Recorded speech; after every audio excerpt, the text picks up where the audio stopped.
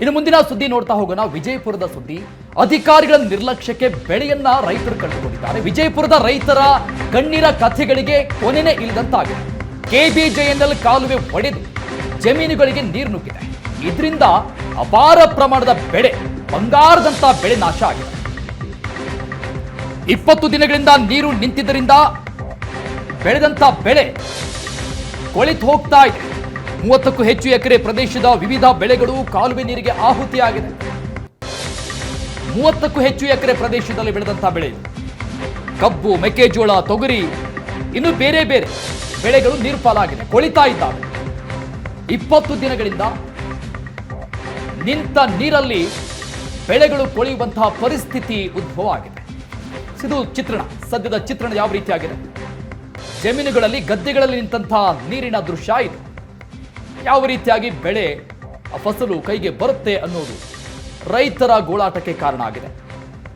ಅಧಿಕಾರಿಗಳಿಗೆ ಈ ಸಂಬಂಧಪಟ್ಟಂಗೆ ಮಾಹಿತಿ ಕೊಟ್ಟರೂ ಕೂಡ ಕ್ಯಾರೆ ಅಂತ ಇಲ್ಲ. KBJNL ಕಾಲುವೆ ಒಡೆದು ಹೋಗಿದೆ, ದುರಸ್ತಿ ಮಾಡಿ ಅಂದ್ರೆ ನೀವೇ ಮಾಡಿಕೊಳ್ಳಿ ಅಂತ ಉಡಾಫೆ ಉತ್ತರ ಕೊಡ್ತಾರಂತೆ ಅಧಿಕಾರಿಗಳು. ನೋಡಿ ಹೇಗಿದೆ ರೈತರ ಪರಿಸ್ಥಿತಿ. ಅನ್ನದಾತ ಹೇಳೋದಕ್ಕೆ ಮಾತ್ರ ದೇಶದ ಬೆನ್ನೆಲುಬು, ಕೊಡುವಂತ ಗೌರವ, ಇವ್ರು ರಿಯಾಕ್ಟ್ ಮಾಡುವಂತ ರೀತಿ ಯಾವ ರೀತಿಯಾಗಿದೆ ನೋಡಿ. ನೀವೇ ಕಾಲುವೆಗಳನ್ನ ದುರಸ್ತಿ ಮಾಡಿಕೊಳ್ಳಿ ಅಂತ ಉಡಾಫೆ ಉತ್ತರ ಕೊಡ್ತಾರೆ ಅಧಿಕಾರಿಗಳು. ನೋಡಿ, ರೈತರ ಗೋಳು ತಾಮ್ರದ ಹಂಡೆ, ನೀರು ತುಂಬಿಸುವಂತ ಹಂಡೆ ಮಾರಿ ನಾವು ಬೆಳೆ ಬೆಳೆದಿದ್ವಿ ಸಾರ್ ಅಂತ ಕಣ್ಣೀರು ಹಾಕಿದ್ದ.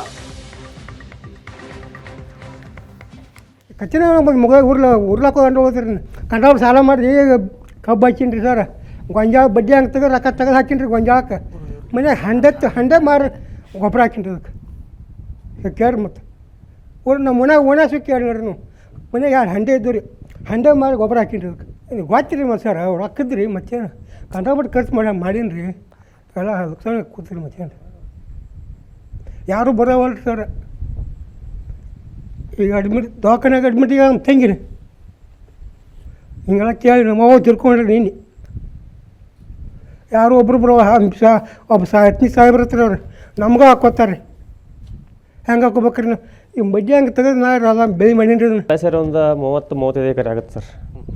ಮತ್ತು ರೀ ಆ ಕಬ್ಬು ನುಗ್ಗಿರಿ, ಕಬ್ಬಿಗೆ ಬಡ್ಡಿ ಬೇರ್ಕೊಂಡ್ಲಾತ್ತಾರೆ ರೀ, ಕಬ್ಬು ಹಿಡ್ಲ ಬರೋ ತಳ ಬೀಳತ್ತವ ಎಲ್ಲ ಸೋಕ್ರಿ.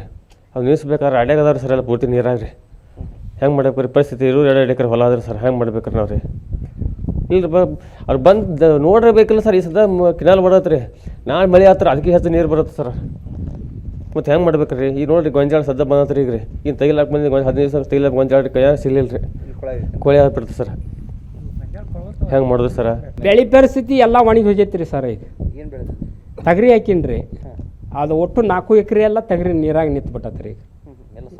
ಈಗ ಎಲ್ಲ ಸಾಲ ಮಾಡೀನಿ ರೀ. ನಂದೇನು ಇದೂ ಇಲ್ಲ ಏನಿಲ್ಲ ರೀ. ಹ್ಯಾಂಡ್ ಸುಕ್ಕಿ ಎಲ್ಲ ಲಕೋ ಹೊಡೆದು ಮನ್ಯಾಗ ಬಿದ್ದಾಡ್ರಿ ನಾವು ಒಬ್ಬನ ರೀ. ಹಿಂಗೆ ಹಾಕಿಸಿಂದ ಭಾಳ ಪರಿಸ್ಥಿತಿ ಗಂಭೀರ ಬಂದೈತೆ ರೀ ನಂದು. ಈಗ ನಾವರೇ ದುಡ್ಕೊಂಡು ತಿನ್ನೋರಿ, ಒಂದು 4 ಆಡ ಮಾಡ್ಕೊಂಡು ತಿನ್ಕೋತ ತಿರ್ಗಾಡ್ಕೋತ ಅದನ್ನು. ದೃಶ್ಯಗಳನ್ನು ನಾವು ನೋಡ್ತಾ ಇದ್ದೀವಿ. ರೈತರ ಪಾಡ್ ಹೇಗಾಗಿದೆ ಅಂತ ಅನ್ನೋದನ್ನ ಕಣ್ಣೀರು ಹಾಕ್ತಾ ಇದ್ದಾರೆ. ಕಾಲುವೆ ಒಡೆದು ಹೋಗಿದೆ ಅಂತಂದ್ರೆ ನೀವು ಬೇಕಾದ್ರೆ ರಿಪೇರಿ ಮಾಡ್ಕೊಳ್ಳಿ ಅನ್ನೋ ಉಡಾಫೆ ಉತ್ತರ ಬರುತ್ತಂತೆ ಅಧಿಕಾರಿಗಳಿಂದ.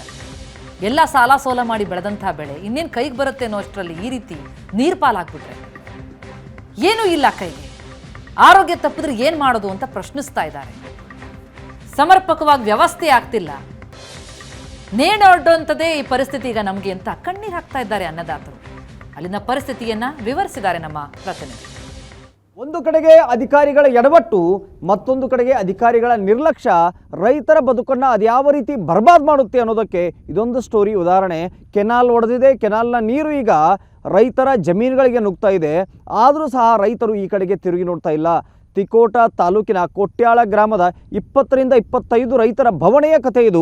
ನನ್ನ ಹಿಂದೆ ನೋಡ್ತಾ ಇದ್ದೀರಿ, ರೈತರ ಜಮೀನಿದು. ಇದು ಯಾವುದೇ ನದಿ, ಕೆರೆ ಮತ್ತೊಂದಲ್ಲ, ಇದು ರೈತರ ಜಮೀನು. ಜಮೀನಲ್ಲಿ ಏನಂತಂದರೆ ತೊಗರಿ ಎಷ್ಟು ಚೆನ್ನಾಗಿ ಬೆಳೆದು ನಿಂತಿತ್ತು. ಒಂದು ಕಡೆಗೆ ತೋರಿಸ್ತೀವಿ ನೋಡಿ ತೊಗರಿ ಹೆಂಗೆ ಬೆಳೆದಿದೆ ಅಂತೇಳಿ. ಆದರೆ ಇನ್ನೊಂದು ಭಾಗದಲ್ಲಿ ನಾವು ನೋಡ್ತಾ ಇದ್ದರೆ ನೀರು ನುಗ್ಗಿ ಯಾವ ರೀತಿಯಾದ ಪರಿಸ್ಥಿತಿ ಮಾಡಿದೆ. ಅರ್ಧಕ್ಕರ್ಧ ಇಲ್ಲಿ ಏನಂತಂದರೆ ತೊಗರಿ ಬೆಳೆಯೇ ಹಾಳಾಗಿ ಹೋಗಿರುವಂಥದ್ದು. ತೊಗರಿ ಅಷ್ಟೇ ಅಲ್ಲ, ಕಬ್ಬು, ಮತ್ತೊಂದು ಕಡೆಗೆ ಇಲ್ಲಿ ಬೆಳೆದಂಥ ಗೋವಿನ ಜೋಳ ಎಲ್ಲ ಬೆಳೆಗಳು ಸಹ ಈಗ ಏನಂದರೆ ಕೊಳೆಯುವ ಹಂತಕ್ಕೆ ಬಂದು ನಿಂತಿರುವಂಥದ್ದು. ಕಳೆದ 20 ರಿಂದ 25 ದಿನಗಳಾಯಿತು ಅಲ್ಲೊಂದು ಕಡೆಗೆ ಕೆನಾಲ್ ಒಡೆದಿದೆ. ಆ ಕೆನಾಲ್ ಒಡೆದಂಥ ಕೆನಾಲನ್ನು ಅಧಿಕಾರಿಗಳು ದುರಸ್ತಿ ಮಾಡಬೇಕಾಗಿತ್ತು. ರೈತರ ಜಮೀನುಗಳ ನೀರು ನುಗ್ಗಬಾರ್ದು, ಆ ರೀತಿ ನೋಡ್ಕೊಳ್ಬೇಕಾಗಿತ್ತು. ಆದರೆ ಇಲ್ಲಿ ರೈತರ ಪರಿಸ್ಥಿತಿ ಹೆಂಗಾಗಿದೆ ಅಂತ ಹೇಳಿದ್ರೆ, ಈ ಇಡೀ ನೀರು ಏನಂದರೆ ರೈತರ ಜಮೀನುಗಳು ನುಗ್ಗಿದೆ.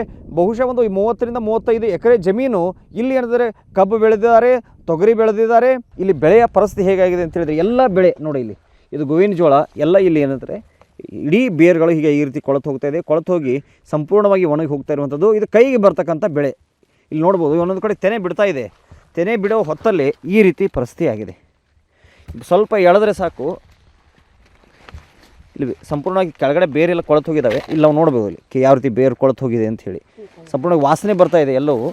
ಇಲ್ಲಿ ನೋಡಿ, ಇಲ್ಲಿ ಕಿತ್ತು ತೋರಿಸ್ತಾರೆ. ಸಂಪೂರ್ಣ ಈ ರೀತಿ ಸಂಪೂರ್ಣ ಎಲ್ಲವೂ ಸಹಿತ ಏನಂತಾರೆ ಇಲ್ಲಿ ಕೊಳೆತು ಹೋಗಿರುವಂಥ ಅಷ್ಟೊಂದು ಪ್ರಮಾಣದಲ್ಲಿ ಕಳೆದ 15 ದಿನಗಳಿಂದ ಇಲ್ಲಿ ನೀರು ನಿಂತಿದೆ. ಅವ್ರ ಪರಿಸ್ಥಿತಿ ನೋಡಿದರೆ ಹೀನಾಯವಾಗಿದೆ. ಕಣ್ಣೀರು ಹಾಕ್ತಕ್ಕಂಥ ಪರಿಸ್ಥಿತಿ ನಿರ್ಮಾಣ ಆಗಿದೆ ಇವತ್ತು. ಇನ್ನೊಂದು ಕಡೆಗೆ ಇಲ್ಲಿ ಇಂದಿಷ್ಟು ಕಿತ್ತಿಟ್ಟಿದ್ದಾರಲ್ಲ, ಇಲ್ಲಿ ನೋಡ್ಬೋದು, ಎಲ್ಲವೂ ಸಹ ಇಲ್ಲಿ ಕೊಳೆತು ಹೋಗಿರುವಂಥದ್ದು. ಈ ರೀತಿ ಜಮೀನಲ್ಲಿ ನೀರು ನಿಂತುಬಿಟ್ರೆ ಆ ಬೆಳೆ ಬರೋದಾದರೂ ಹೇಗೆ ಅನ್ನುವಂಥದ್ದು. ಒಂದು ಕಡೆಗೆ ಅಧಿಕಾರಿಗಳು ಆಕೆ ಒಡೆದಂಥ ಕೆನಾಲನ್ನು ಸರಿ ಮಾಡಬೇಕಾಗಿತ್ತು. ಆದರೆ ಇಲ್ಲಿ ನೋಡಿದ್ರೆ ಅಧಿಕಾರಿಗಳು ಕ್ಯಾರೆ ಅಣ್ತಿಲ್ಲ, ರೈತರಿಗೆ ಸ್ಪಂದನೆ ಮಾಡ್ತಿಲ್ಲ. ಆ ಕೆನಾಲಿಂದ ಏನು ಒಡೆದುಕೊಂಡು ನೀರು ಹರಿದು ಬರ್ತಾಯಿದೆ, ಅದನ್ನು ಬಂದ್ ಮಾಡಬೇಕು. ಮತ್ತೊಂದು ಕಡೆಗೆ ಇಲ್ಲಿ ಬೆಳೆ ಹಾನಿಯಾದಂಥ ರೈತರಿಗೆ ಒಂದಿಷ್ಟು ಪರಿಹಾರ ಕೊಟ್ಟರೆ ಅವ್ರ ಬದುಕು ನಿರ್ಮಾಣ ಆಗುತ್ತೆ. ವಿಜಯಪುರ ಕೇಳೋಣಪ್ಪ ಜೊತೆಗೆ ಷಡಕ್ಷರಿ ಸುವರ್ಣ ನ್ಯೂಸ್.